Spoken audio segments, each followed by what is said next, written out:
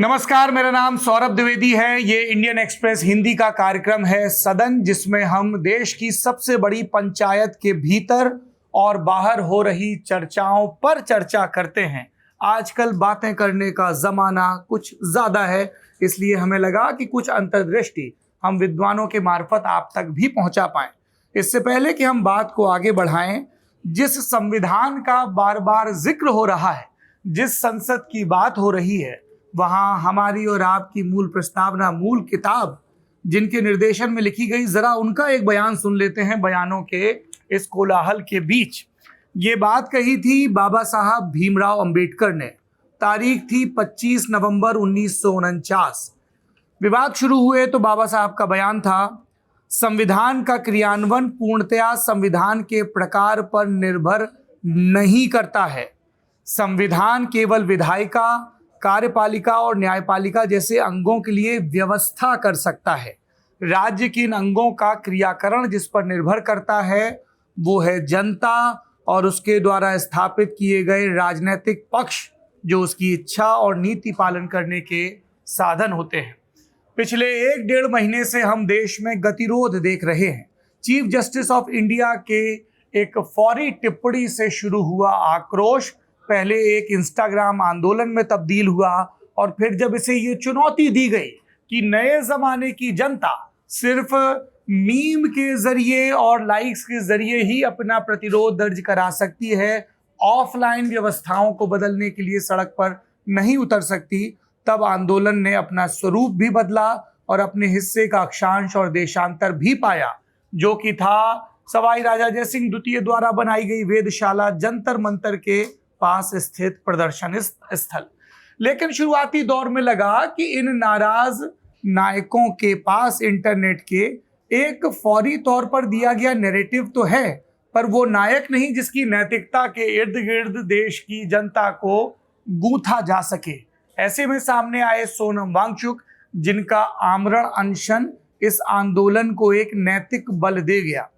नरेंद्र मोदी सरकार को लगा कि यदि वांगचुक को हाईकोर्ट के निर्देशों की अपनी सहूलियत के तहत की गई व्याख्या भर से घटनास्थल से हटा लिया जाए तो शायद आंदोलन के भीतर की लेटेंट हीट खत्म हो जाए। ये वो लेटेंट है जो मुंबई के स्टूडियो में नहीं, दिल्ली के खुले मुक्ताकाशी सभागार में हो रहा था। लेकिन सरकार का ये दांव उल्टा साबित हुआ और जनता और भी आक्रोशित हो गई। धीमे धीमे छात्रों का ये आक्रोशित जमावड़ा नरेंद्र मोदी के विरोध में तमाम जो लोग पहले से थे उनके लिए भी एक रैलिंग पॉइंट बन गया। कोई किसान आंदोलन की वजह से नाराज था, तो कोई सीए एनआरसी की वजह से, कोई विपक्ष में की जा रही तोड़फोड़ की वजह से नाराज था, कोई नीट की वजह से, कोई बेरोजगारी की वजह से, और कुछ लोगों को लगा कि ये एक लोकतंत्र की जीती जागती पाठशाला है जहां जाकर देखा तो जाए।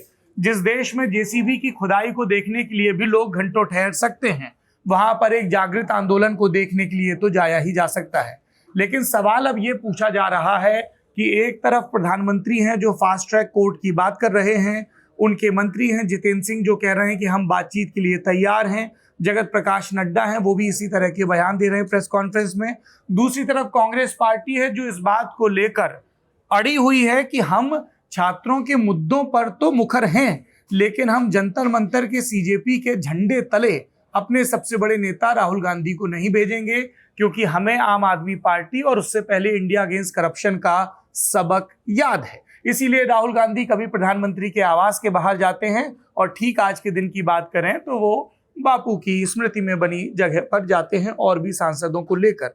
ना विपक्ष में पूरी तरह से एक राय है कि आगे का कोर्स ऑफ एक्शन क्या हो, ना सरकार एक पॉइंट के बाद बातचीत के लिए आगे बढ़ रही है, और ना ही ये आंदोलनकारी जिनमें स्पष्ट नेतृत्व का भी फिलहाल अभाव दिख रहा है।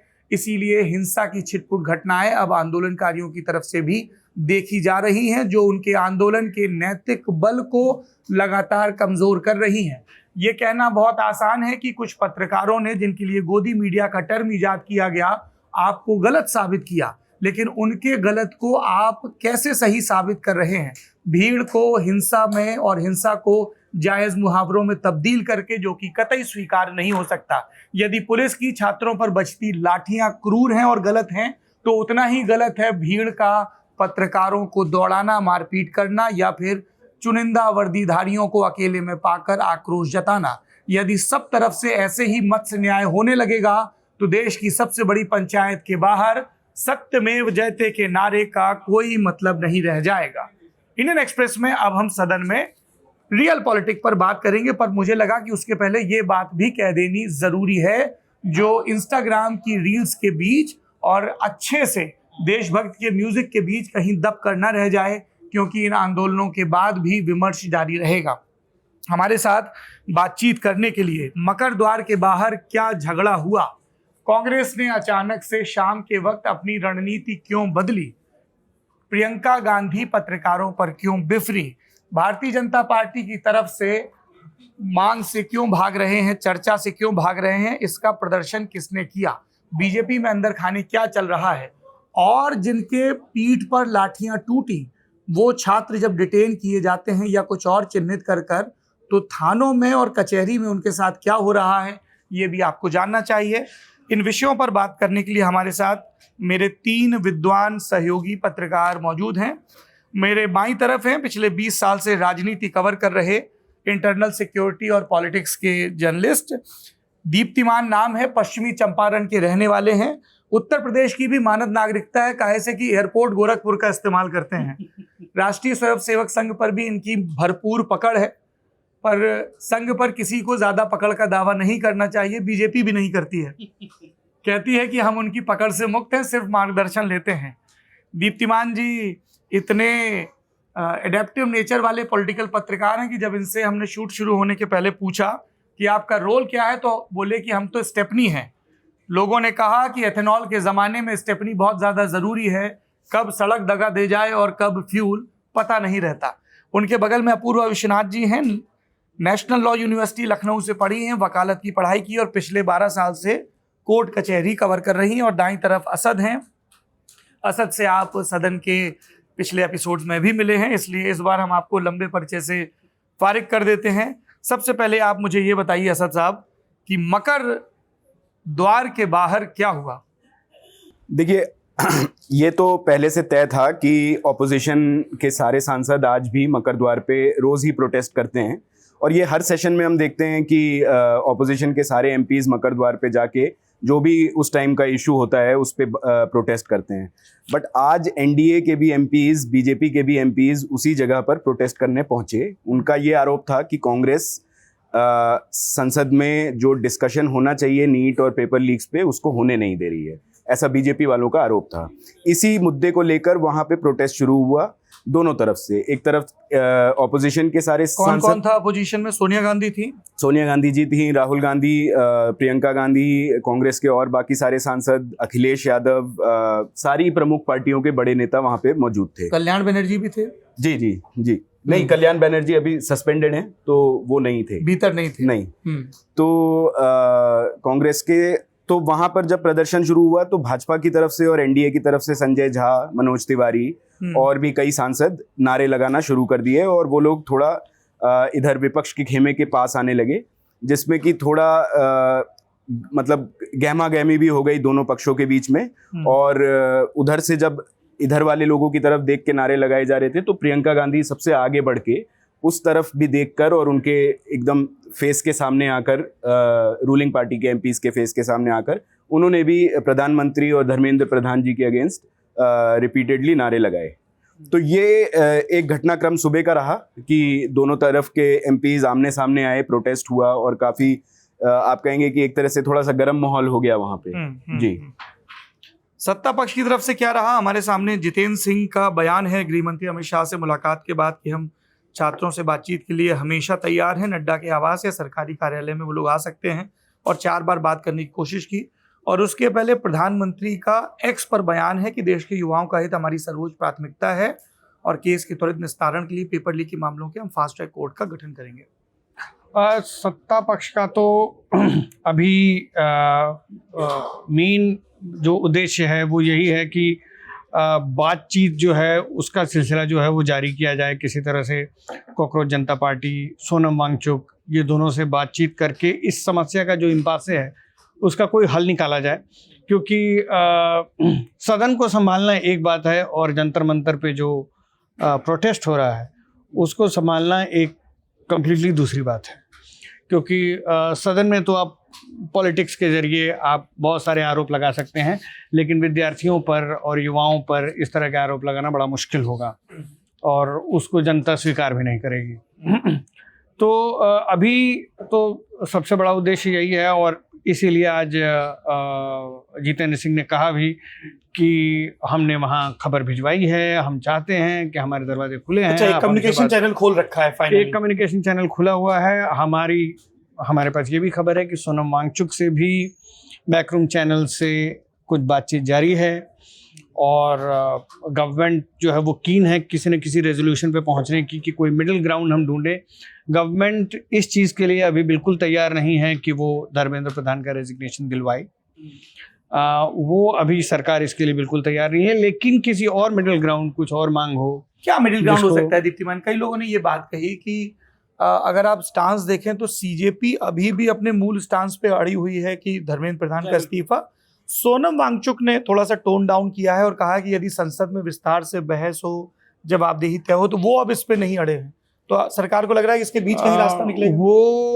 वो अब इस चीज़ पे आ गए हैं। अगर कल का उनका हम जो लेटर, ओपन लेटर उन्होंने जारी किया उसको पढ़ें तो उसमें उन्होंने कहा है कि सरकार ने तो ऑलरेडी आश्वासन दे दिया है कि हम नीट से जुड़े सभी मुद्दों को, इंक्लूडिंग धर्मेंद्र प्रधान रेजिग्नेशन को, हम संसद में डिस्कस करने को तैयार हैं। उसके अलावा उन्होंने अपनी डिमांड सिर्फ एक ही कही है कि मैं अनशन तोड़ने के लिए तैयार हूं अगर सरकार मुझे आश्वस्त करती है कि जो बच्चे धरने पे बैठे हैं उनके ऊपर किसी भी तरह की कानूनी कार्रवाई नहीं होगी। तो उन्होंने अपनी डिमांड को काफ़ी हद तक टोन डाउन कर दिया है। तो ये सरकार के लिए इस तरह की कुछ मांगे अगर सामने आती हैं सीजेपी की तरफ से भी, तो वो एक मिडिल ग्राउंड हो सकता है जहाँ पे कि सरकार उनकी बातें मानकर कर सकती है। अभी तक क्या है कि अगर हम सीजेपी की मांगे देखें तो उसमें से जो ठोस मांग है जिस पे कि डायरेक्ट एक्शन हो सकता है वो सिर्फ धर्मेंद्र प्रधान का रेजिग्नेशन है। बाकी सिस्टमिक चेंजेस की जो डिमांड है कि आप जो है वो पूरा नीट का जो सिस्टम है उसमें अमूलचूर परिवर्तन करें, वो तो कोई एक दिन में, मतलब उसके लिए कोई ऐसा फार्मूला तो है नहीं जिसको कि फेंक दिया जाए और वो हो जाए जी। वो तो एक लंबे कार्यकाल का काम है। तो अभी वहाँ पे मामला फंसा हुआ है। अभी तक सीजेपी जो है वो उसने मेंटेन किया हुआ है कि हमारी जो स्टांस है धर्मेंद्र प्रधान के रेजिग्नेशन को लेके वो अभी तक नॉन नेगोशिएबल है। तो यहाँ पे बातचीत अभी आगे बढ़ नहीं पा रही है, कम से कम कॉकरोच जनता पार्टी अटक गई है बात। जी हाँ। क्या जानकारी है हमारे पास? सबसे पहले कोर्ट का बताइए कि कल चीफ जस्टिस ऑफ इंडिया कहते हैं कि हमारे पास वीडियो देखने का वक्त नहीं है, आज कहते हैं कि अगर लंच तक मेट्रो स्टेशन नहीं खुला तो हम कार्रवाई करेंगे। हाई कोर्ट में संज्ञान लिया जाता है लेकिन तारीख सितंबर की दी जाती है, उसको लेके भी बहुत चर्चा है। थोड़ा कोर्ट का बता दीजिए, हाई कोर्ट और सुप्रीम कोर्ट दोनों। नहीं, पहले तो फॉर्मली सिर्फ दिल्ली हाई कोर्ट में पिटिशंस हैं। सुप्रीम कोर्ट में ये हुआ था कि एक वकील सुबह पहुंच गए, जो हम मेंशनिंग के टाइम कहते हैं, कल सुबह पहुंच गए 10:30 बजे। कोर्ट को मेंशन किया जाता है कि ये अर्जेंट मैटर है, आपको इसको टेकअप करना चाहिए, लेकिन वो कोई पिटिशन नहीं फाइल किया था या कोई रिट पिटिशन नहीं थी कोर्ट के सामने। इस वकील ने बस बोला कि आप इस पे कुछ आपका इंटरवेंशन हम चाहते हैं। तो इसमें कॉन्वर्सेशन में सीजीआई ने कहा कि हमारे पास टाइम नहीं है इसके लिए, क्योंकि कोई पिटिशन तो थी नहीं। तो कोर्ट को अब सो मोटो कॉग्निजेंस लेके तो उस लॉयर ने ये भी कहा कि सारे वीडियोस मैंने गूगल ड्राइव में डाल दी हैं, आप वो वीडियोस देख लीजिए और आप इंटरवीन कीजिए। तो सीजीआई ने साफ मना कर दिया कि हम ऐसे इंटरवीन नहीं करेंगे और हमारे पास वीडियोस देखने की टाइम नहीं है। अगर यही पिटिशन आती हो उस कोर्ट में होती, फॉर्मली फाइल किया होता, तो हो सकता है कि उसका कोर्स ऑफ एक्शन अलग होता, लेकिन इस तरीके से जो वकील ने रिक्वेस्ट किया उसका तो साफ इनकार कर दिया सीजीआई ने उसके लिए कि हमारे पास टाइम नहीं। उनका एक और बैड पीआर हो गया। I mean, कोर्ट में ये ऑब्जर्वेशंस होते हैं, जजेस have to be mindful of it, but specially क्योंकि ये प्रोटेस्ट चल रही है, उस बीच में ऐसे स्टेटमेंट्स जब आते हैं वो और एम्पलीफाई हो जाते हैं। कुछ ही घंटों बाद हमने देखा कि दिल्ली हाई कोर्ट में तो 2 PILs की सुनवाई हो रही थी। 22 जुलाई को या 23 जुलाई को? कल की हियरिंग है। तो 2 PILs फाइल की गई थी and the main crux of this PILs is that Delhi police ने एक्सेसिव फोर्स यूज़ किया प्रोटेस्टर्स के अगेंस्ट, और एक स्टैंडर्ड ऑपरेटिंग प्रोसीजर है on crowd control and how to deal with protesters in this sense. एक सुप्रीम कोर्ट जजमेंट में भी, in fact last time ऐसी जब प्रोटेस्ट हुई थी दिल्ली में रामलीला मैदान में अन्ना मूवमेंट के दौरान, तो उस केस का ही जजमेंट में एक SOP तय की गई थी। तो दिल्ली हाई कोर्ट में पिटिशन यही था कि वो SOP फॉलो नहीं की गई। तो उसमें पर्टिकुलरली क्या इंटरेस्टिंग है कि दिल्ली पुलिस ने फिर भी कहा कि ऐसे ऑमनिबस PILs को एंटरटेन करना ही नहीं चाहिए कोर्ट को। अगर कोई इंडिविजुअल PIL मतलब सारे प्रोटेस्टर्स की इश्यूज जो है वो क्लब सबको करके combine कर एक ही दिया केस में सुन लिया जाए। तो दिल्ली पुलिस ने बार बार कहा कि अगर कोई प्रोटेस्टर है जो एग्रीव्ड है, जिनकी इंजुरीज है, वो थाने जाए, वहाँ पे केस फाइल करे, वो मैजिस्ट्रेट टेकअप करे और जो कोर्स ऑफ एक्शन होगा वैसे हो। लेकिन हाई कोर्ट को इंटरवीन नहीं करना चाहिए। ये दिल्ली पुलिस की तरफ से additional solicitor general SV Raju थे, उन्होंने काफ़ी फोर्सफुली ये सबमिशन की, 2-3 बार उन्होंने कहा, लेकिन कोर्ट ने वो माना नहीं। कोर्ट ने कहा कि क्योंकि ये इंडिविजुअल प्रोटेस्टर की बात नहीं कर रहे हैं, ऐसा तो नहीं है कि लाठी सिर्फ एक प्रोटेस्टर पे चली थी या अलग अलग आइसोलेटेड इंसिडेंट्स में चली थी। This was collective use of force, so हम इस PIL को एंटरटेन करेंगे। तो टू दैट एक्सटेंट पेटिशनर्स की स्टैंड सुनी गई। कोर्ट साइड हम सुनेंगे और दिल्ली पुलिस को इस पे जवाब देना चाहिए। लेकिन जैसे आपने कहा कि दिल्ली पुलिस को 4 हफ्ते की टाइम दी गई है रिप्लाई करने के लिए। अच्छा, एक मामला और अपूर्वा हमारे संज्ञान में आया जब हम आपसे ही बात कर रहे थे कि जो लोग डिटेन किए गए हैं, तो बार बार CJP की तरफ से, कुछ पॉलिटिकल पार्टी की तरफ से भी कहा जा रहा है कि किसी को भी लीगल मदद चाहिए, हमें बताएं कि क्या स्टेटस है थानों में। नॉर्मली ऐसे क्राउड्स को डिस्पर्स करने के लिए डिटेन किया जाता है ऐसी सिचुएशन में, क्योंकि तो जैसे हमने राहुल गांधी और कांग्रेस MPs के साथ भी देखा कि उनको बस में ले जाते हैं कोई और थाने, स्टेडियम ले जाते हैं, हाँ, कहीं जो भी डिटेंशन ग्राउंड सेंटर होगा या कोई थाने ले जाएंगे, वहाँ पे थोड़ी देर रख के उनको रिलीज कर दिया जाता है। सो स्टूडेंट्स के साथ भी ज़्यादातर ये हो रहा है। Students who have been picked up protest side से हो या कहीं और से हो, उनको ले जाके 4-5 घंटे या जो भी थाने में रख के, ये भी हो सकता है इन दी सिचुएशंस कि उनका नाम पता लेके in some instances they might even ask you to sign a bond of good behaviour कि आप फिर से प्रोटेस्ट में नहीं आएंगे या ऐसा कुछ। लेकिन हम ये भी सुन रहे हैं कि जैसे बॉम्बे में और दिल्ली में भी सुनने में आ रहा है कि उसके बाद उनके पेरेंट्स को भी इन्फॉर्म किया जा रहा है कि बच्चे, ये स्टूडेंट्स जो है प्रोटेस्टर्स है और कल ना आए, वो इसके लिए माता पिता को कन्वे भी किया जा रहा है मैसेज। ये कन्वे और भी ढंग से किया जा रहा है। मसलन मुंबई का एक वीडियो वायरल हो रहा है जिसमें एक पुलिस वाले महाशय हैं और अब बताया जा रहा है कि उनके ऊपर कार्रवाई भी हुई है। वो प्रदर्शनकारियों को धमका रहे हैं कि तुम्हारी लाइफ बर्बाद हो जाएगी, हम 50-50 ग्राम की पुड़िया रख देंगे, पाउडर रख देंगे, फिर तुम क्या करोगे, मत आना कल से। इस तरह के वीडियोस भी सामने आ रहे हैं। Coming back to opposition and ruling party, Rashtriya Swayamsevak संघ में क्या चर्चा चल रही है इस सबको लेके? एक राधा कृष्णन कमेटी की रिपोर्ट है, उस पर उतनी बात नहीं हो रही, और ये बात प्रदर्शनकारियों तक भी पहुंचे कि जब आप धर्मेंद्र प्रधान का इस्तीफा, नीट, CBSE इन सब की बात कर रहे हैं, तब इस मंच का इस्तेमाल जो दीर्घकालिक और दूरगामी सुधार हैं शिक्षा के, उस पर भी एक खुली खिली चर्चा के लिए होने चाहिए। मतलब इसको एक मास्टर क्लास में तब्दील किया जा सकता है जिसमें विद्वान आए और विस्तार से बताएं, क्योंकि सुधार नारों के आगे शुरू होते हैं संघ में। देखिए, ऐसा है कि संघ के लिए काफ़ी मुश्किल दौर चल रहा है, क्योंकि अभी तो राम मंदिर का मुद्दा चल ही रहा था कि नीट का मुद्दा भी आ गया, और नीट के मुद्दे से संघ सीधे तौर पर जुड़ा हुआ है। और कैसे जुड़ा हुआ है कि जब नीट की, एक तो क्या है कि शिक्षा व्यवस्था जो है देश में इस वक्त मोदी गवर्नमेंट के अंडर, उसमें RSS का काफ़ी हस्तक्षेप है।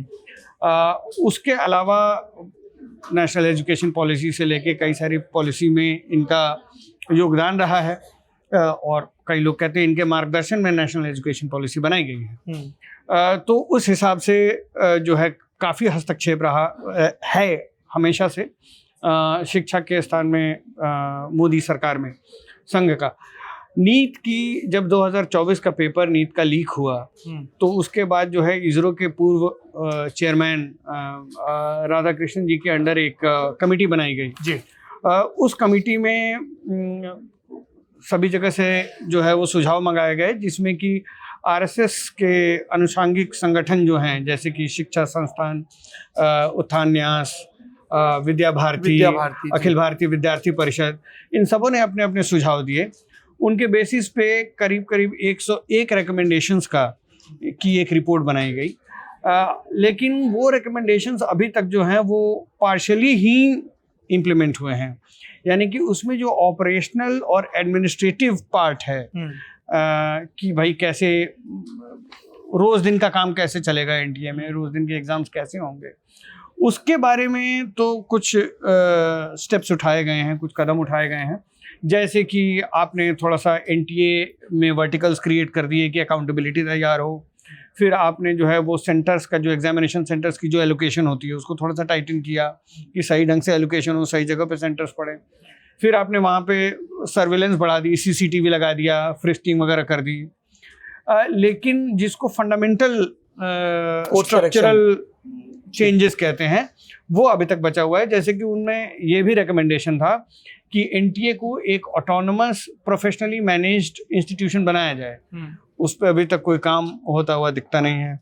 फिर उसमें था कि एग्ज़ाम्स को कंप्यूटर बेस्ड किया जाए, अभी तक कंप्यूटर बेस्ड एग्ज़ाम्स की शुरुआत नहीं हुई है। फिर था कि क्वेश्चन पेपर्स जो हैं वो डिजिटली एनक्रिप्ट करके सीधा एग्जामिनेशन सेंटर पे भेजा जाए और वहीं पे उनकी प्रिंटिंग हो, ताकि ट्रांसपोर्टेशन के समय कहीं से लीक ना हो। प्रिंटिंग कि मतलब ट्रांसपोर्टेशन मतलब आपको मतलब इतनी सिंपल चीज़ के लिए एयरफोर्स की मदद ना लेनी पड़े। तो उस पर भी अभी तक कोई काम नहीं हुआ है। तो ये सारी जो कदम हैं अभी भी नहीं उठाए गए हैं, जिसके ऊपर सवाल उठेंगे। और संघ बार बार कहता रहता है कि भाई सरकार ने ये करना चाहिए, सरकार ने ये करना चाहिए, लेकिन संघ की भी इसमें जवाबदेही है, क्योंकि वो इस पूरे प्रोसेस से जुड़े रहे शिक्षा व्यवस्था से। I will come back to this. Congress के हाउस में क्या अभी डिस्कशन चल रहा है? बड़ा फौरी एकता दिखाने की कोशिश की जा रही है। जब शाम को ये गांधी समिति पहुंचे कैंडल मार्च और उन सब के लिए, तब भी विपक्षी और सांसदों, ये कैसे प्लान बना, क्या इसकी रूपरेखा रही? क्योंकि दे आर वेरी केयरफुल कि हम छात्रों के मुद्दे पर तो दिखें पर सीजेपी पे ना दिखें। उनके ट्वीट्स वगैरह में भी कहीं बहुत सीजेपी नहीं दिख रहा है।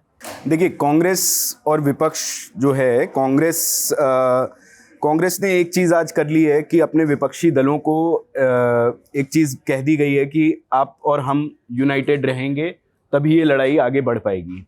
और ये बहुत आज ये दिख भी रहा है। मतलब अगर आप देखें तो 4 बजे के करीब सूचना आई थी, मेरे किसी सूत्र ने मुझे बताया कि राहुल गांधी जी ने सारे कांग्रेस एमपीज़ को और विपक्षी एमपीज़ को अपने घर पे 5 सुनहरी बाग पे बुलाया है। वहाँ मीटिंग में जब सब पहुँचे तो डिस्कशन ये हुआ कि हमें आज कुछ करना चाहिए और हमें सड़क पे निकलना चाहिए। संसद में जो हो रहा है वो हो रहा है, बट हमें सड़क पे निकलना चाहिए। छात्र सड़क पे हैं तो हम भी सड़क पे उतरेंगे। पहले बातचीत हुई, सुनने में मतलब ऐसा मुझे बताया गया कि राजघाट और इंडिया गेट के बारे में बातचीत हुई कि वहाँ पे हम मार्च करते हैं। फिर वहाँ की शायद परमिशन नहीं दी गई, ऐसे राहुल गांधी का आरोप है कि पुलिस ने उनको वहाँ जाने की परमिशन नहीं दी। तो इन्होंने सारे नेताओं ने ये डिसाइड किया कि गांधी स्मृति, जो कि 30 जनवरी मार्ग पे है, जो कि सेम जगह है जहाँ महात्मा गांधी का असैसिनेशन हुआ था, और वहाँ पे हम सब जाएंगे मार्च करते हुए, और वहाँ से एक symbolic protest in support of students हम वहाँ पे करेंगे। विपक्ष का जो एक तरह से आप समझिए कि जो भी डिफरेंसेस हैं, सांसदों को बोला गया है कि अभी अगर कोई डिफरेंस है भी तो उसको बाहर हमें नहीं जाहिर करना चाहिए, और उसको जितना हो सके हमें we have to put up a united front against this issue, because विपक्ष भी ये चीज़ समझ रहा है। और देखिए, राहुल गांधी और ये बात जो दीप्तिमान जी अभी बोल रहे थे कि आरएसएस का इन्वॉल्वमेंट है एजुकेशन सेक्टर में, ये राहुल गांधी जी 2023-24 से ये बात रिपीटेडली अपनी चुनावी सभाओं में भी बोल रहे हैं, और वो इस बात को एक आरोप की तरह बोलते हैं कि उनका ऐसा आरोप है कि इनकॉम्पिटेंट लोगों को because of their RSS connection education institutes में बैठाया गया है, और जिसकी वजह से उनके मुताबिक ये जो इश्यूज हैं, ये बिकॉज ऑफ दैट इनकॉम्पिटेंसी ये इश्यूज बाहर आ रहे हैं। इसको लेकर भी पार्टी में अंदर खाने चर्चा है कि प्रोटेस्ट को लेके, जो सीजेपी का प्रोटेस्ट है उसको लेके क्या राय हो? क्योंकि जब हमारी शुरुआत में कांग्रेस के लोगों से बात हुई तो वहां पे दो धड़े थे जी। एक का कहना था कि ठीक है सारे कॉशन पहले के सबक से एक तरफ, but we should ride on the tide, और दूसरे का कहना था कि नहीं हमें अपने ढंग से ही आगे बढ़ना चाहिए। अभी क्योंकि वो भी अब अड़ गए हैं कि धर्मेंद्र प्रधान का इस्तीफा, मतलब बीजेपी वाले ये कह ही रहे हैं कि भाई हम तो राजी हो गए, हमने तो होम सेक्रेटरी को घर पे भेजा राहुल गांधी, प्रधानमंत्री घर के बाहर राहुल गांधी से बात करने के लिए कि बात करिए। जब हम राजी हो गए कि इस पे विस्तार से चर्चा होगी तो वो बोले कि नहीं पहले इस्तीफा।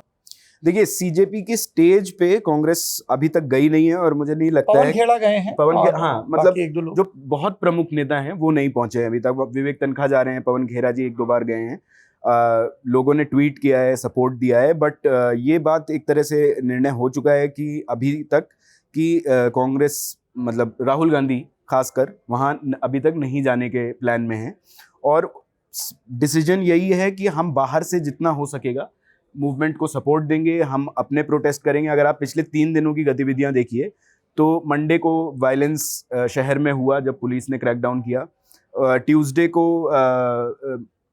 प्राइम मिनिस्टर के घर के बाहर प्रदर्शन हुआ, वेंसडे कल जो था उस दिन राहुल गांधी ने एक प्रेस कॉन्फ्रेंस की, उसमें उन्होंने आरोप लगाए, बोला कि धर्मेंद्र प्रधान का इस्तीफा, छात्रों से प्रधानमंत्री की माफ़ी और एक डिस्कशन, ये 3 डिमांड हैं जो वो भी सपोर्ट करते हैं और पूरा विपक्ष भी सपोर्ट करता है। आज हमने देखा कि गांधी स्मृति सारे ऑपोजिशन ब्लॉक के एमपीज वहाँ पहुँचे।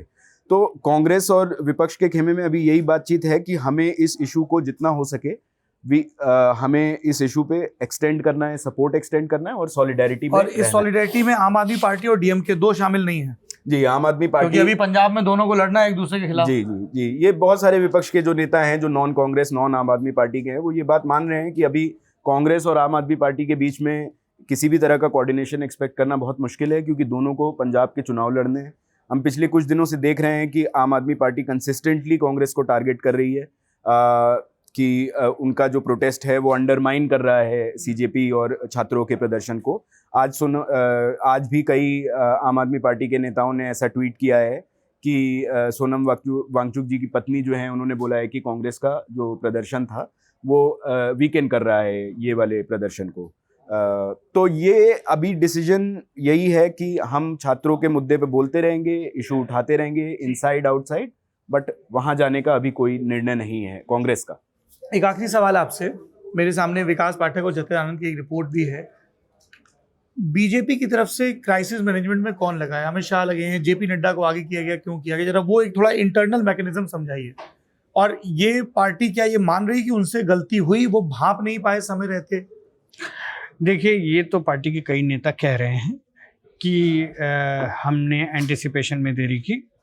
ये भी कह रहे हैं कि शायद अब जैसे कई सारे वायदे जो आप अभी कर रहे हैं ये शायद आप 1 हफ्ते पहले भी कर सकते थे, जब 1000 लोग ही बैठे थे, 500 लोग ही बैठे थे, जब 500 लोग 200 लोग, कई समय तो 200 लोग से ज़्यादा नहीं थे। बिल्कुल, तो आप उस वक्त भी कर सकते थे।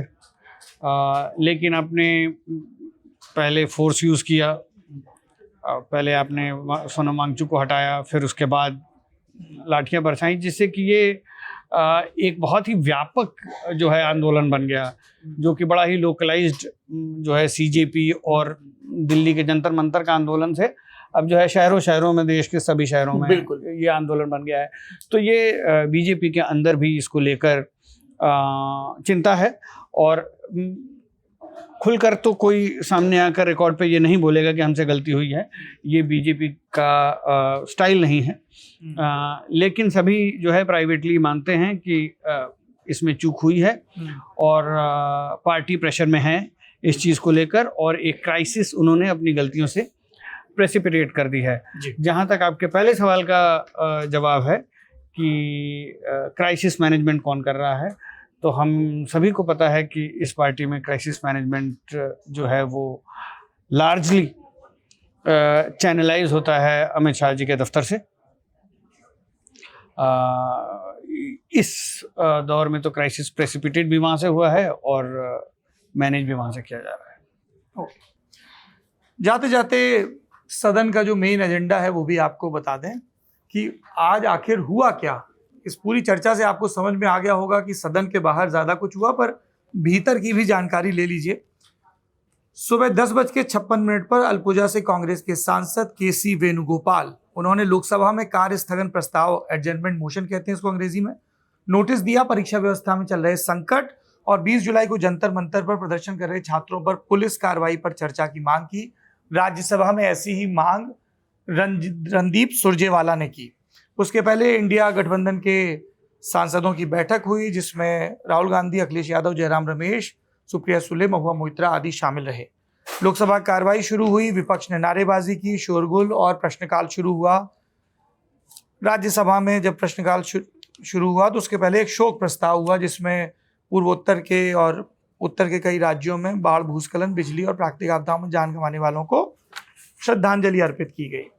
हंगामे के बीच लोकसभा 12 बजे तक के लिए स्थगित की गई। स्पीकर ने सरकार और विपक्ष से अपील की कि प्रश्नकाल चलने दें, फिर चर्चा करें। किरण रिजिजू ने कहा, सभी दलों से बात करके नीट पेपर लीक पर चर्चा के लिए तैयार है, लेकिन कांग्रेस ने बहस के लिए शर्तें रखी हैं। बकौल रिजिजू, शर्तें मत रखिए, इससे लगता है कि आप चर्चा नहीं होने देना चाहते। ये भी कहा कि सरकार दोनों सदनों में बिना राजनीतिकरण किए मुद्दे पर चर्चा चाहती है। जब कोई नेता ये कहता है कि राजनीति ना हो तो हमें थोड़ा सा हम दुविधा में पड़ जाते हैं कि आशय क्या है। उन्होंने प्रधानमंत्री की फास्ट ट्रैक कोर्ट की घोषणा का भी जिक्र किया। मल्लिकार्जुन खड़गे ने इस पर बयान दिया राज्यसभा में कि प्रधानमंत्री का बयान उकसाने वाला है और विपक्ष नीट पर चर्चा से नहीं भाग रहा है, लेकिन धर्मेंद्र प्रधान इस्तीफा दें। जब तक इस्तीफा नहीं होगा तब तक चर्चा नहीं होगी। फिर कार्रवाई स्थगित कर दी गई, दोबारा शुरू हुई तो फिर इस्तीफे की मांग दोहराई गई। इस्तीफे पर बयान मांगा, खड़गे ने लाठीचार्ज का जिक्र किया। नड्डा ने जवाब देते हुए कहा कि विपक्ष का व्यवहार गैर जिम्मेदार है, ना चर्चा चाहते हैं, ना हाउस चलने देना चाहते हैं। पहले बोले पेपर लीक पे चर्चा करो, हमने कहा तैयार हैं, तो आप मांग बदल ली और इस्तीफे की मांग करने लगे। इसके बाद दोनों तरफ से वोकल कॉर्ड्स को जोर दिया गया, नारेबाजी चलती रही और इन सब के बीच बयान दोहराए जाते रहे। और फिर गतिरोध के बीच 3 बजे तक के लिए सदन स्थगित हुआ।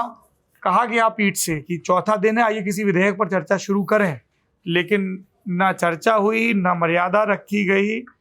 और उसके बाद 24 जुलाई 2026 सुबह 11 बजे तक के लिए चर्चा स्थगित कर दी गई।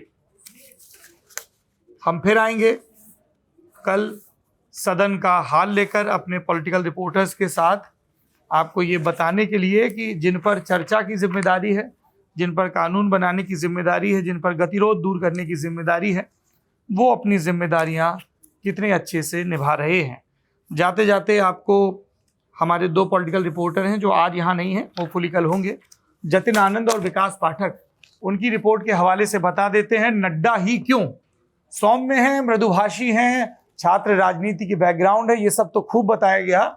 दूसरा, स्वास्थ्य मंत्री हैं तो अस्पताल में जाने की वजह भी है उनके पास।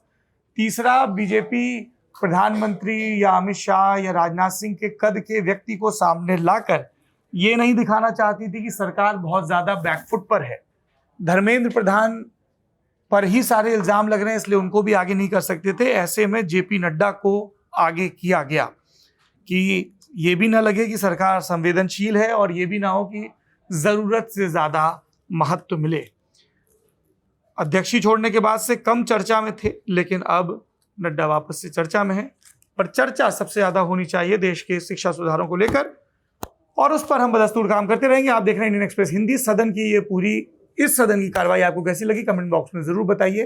कि इन मुद्दों पर माननीयों को चर्चा करनी चाहिए, ये भी बताइए। देखते रहिए इंडियन एक्सप्रेस हिंदी। आप तीनों मेहमानों का बहुत बहुत शुक्रिया।